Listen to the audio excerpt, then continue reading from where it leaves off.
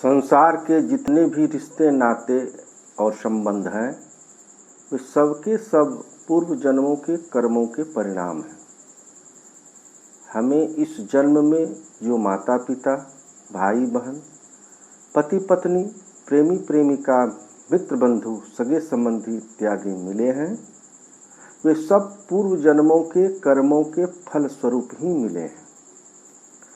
इन सब को हमें या तो कुछ देना होता है या तो इनसे कुछ लेना होता है।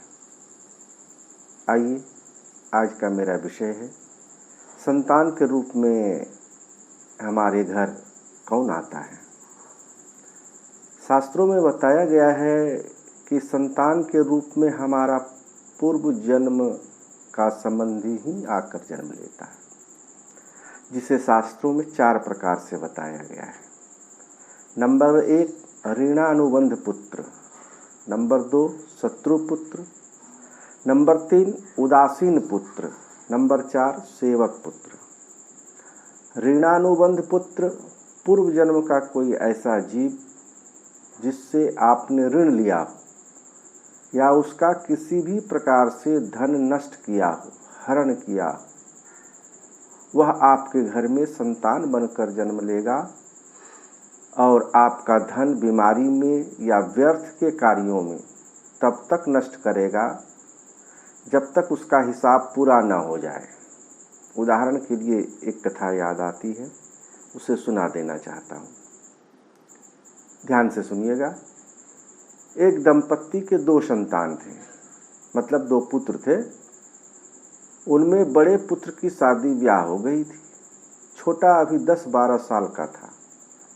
दुर्भाग्यवश एक एक्सीडेंट में पति पत्नी की मृत्यु हो गई। अब छोटे पुत्र के परवरिश का भार बड़े पुत्र पर पड़ा। कुछ दिन तक तो सब कुछ ठीक ठाक चलता रहा, किंतु एक दिन अचानक छोटा भाई बीमार पड़ गया। पत्नी के कहने पर उसने भाई का ठीक से इलाज नहीं किया, क्या उसकी नीयत खराब हो गई थी। उसकी पत्नी सोची, यह यदि मर जाएगा तो इसके हिस्से का सारे जायदाद हमारा ही होगा, हमारे ही बाल बच्चे सुख से रहेंगे। इसलिए उसने अपने पति से कहकर और उसका ठीक से इलाज नहीं करवाया, दवा दारू नहीं की। परिणाम यह हुआ कि बेचारे उस बच्चे की मृत्यु हो गई। कुछ दिन के बाद पत्नी गर्भवती होती है और एक बच्चे को जन्म देती है। बच्चा जन्म से ही रुग्ण पैदा होता है, रोगग्रस्त। दवा के हाथ पर ही उसकी जिंदगी चलती है। 5 वर्ष की अवस्था तक वह जिंदा रहता है, दवाई के बल पर, डॉक्टर के बल पर। इस समय तक उनके आधे खेत खरियान बिक गए होते हैं और बच्चा अब मरने की स्थिति में आ जाता है।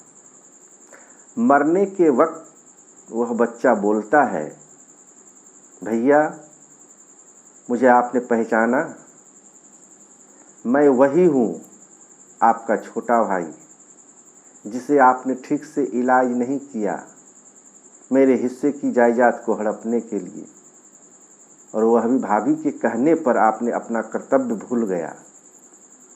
ऐसा आपने क्यों किया भैया? मैं अपने हिस्से का जायदाद लेने के लिए ही फिर से जन्म लिया इस घर में, और अब मैं अपने हिस्से का जायदाद भिजवाकर अब चला। ये तो कथा है उसकी, ऋणानुबंध पुत्र की, संतान की। दूसरा है शत्रु पुत्र।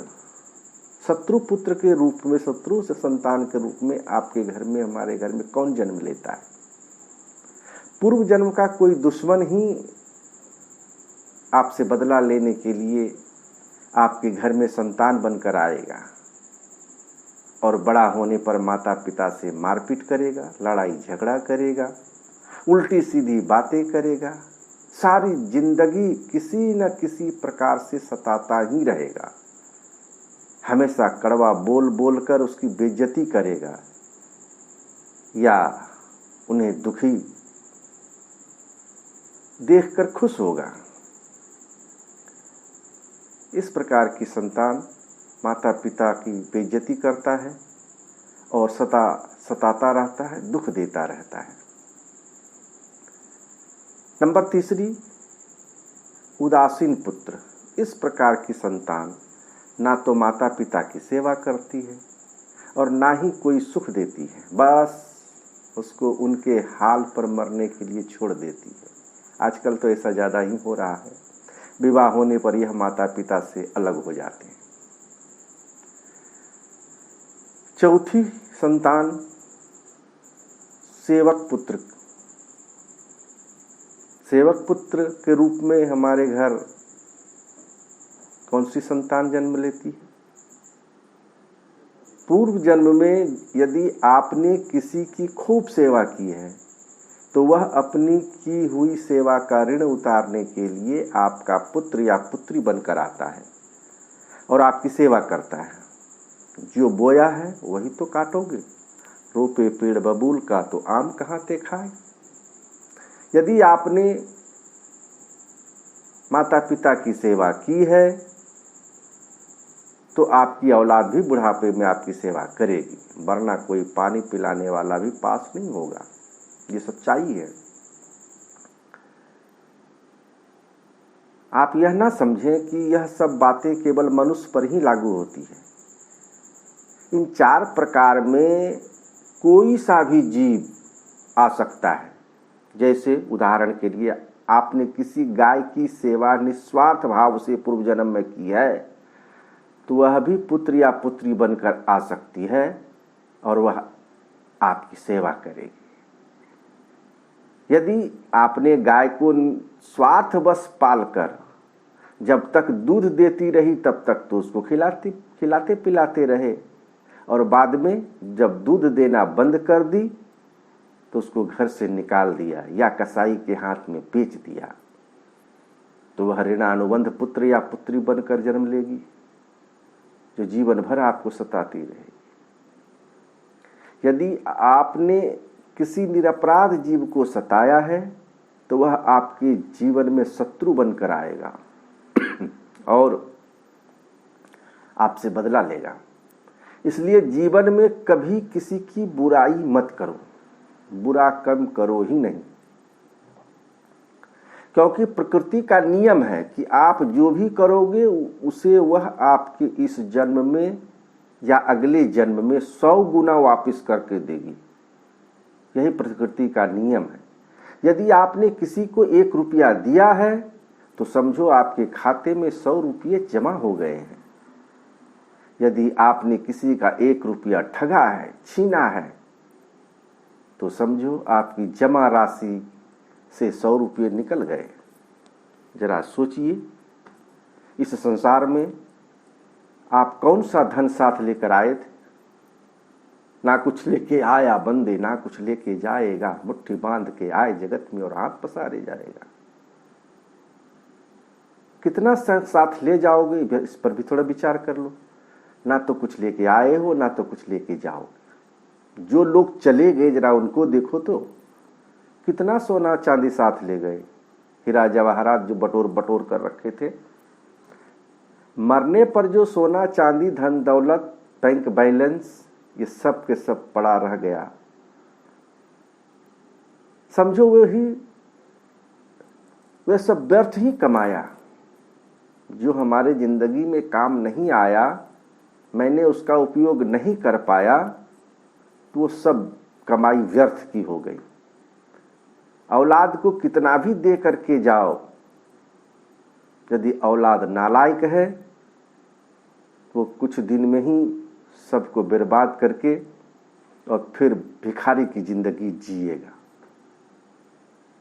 औलाद अगर अच्छी है और लायक है तो उसके लिए कुछ भी छोड़कर जाने की जरूरत नहीं है, वह खुद ही कमा खा लेगी। और औलाद अगर बिगड़ी या नालायक है तो उसके लिए जितना मर्जी धन छोड़कर जाओ, वह चंद दिनों में सब बर्बाद करके ही चैन लेगी। सारा धन यहीं का यहीं धरा रह जाएगा, कुछ भी साथ नहीं जाएगा। साथ यदि कुछ जाएगा भी तो सिर्फ नेकी ही साथ जाएगी।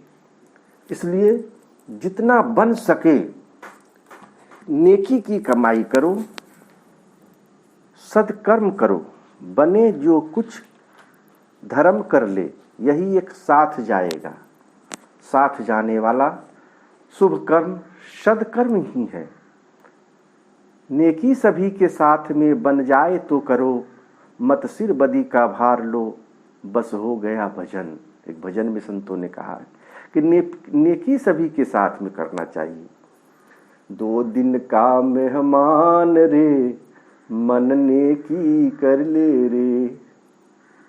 नेकी करोगे, दूसरों की भलाई करोगे, उपकार करोगे, संतों की सेवा में अपने धन को लगाओगे, तन मन धन से संत गुरुजनों की सेवा करोगे, ये पुण्य का फल ही तुम्हें परलोक में मिलेगा।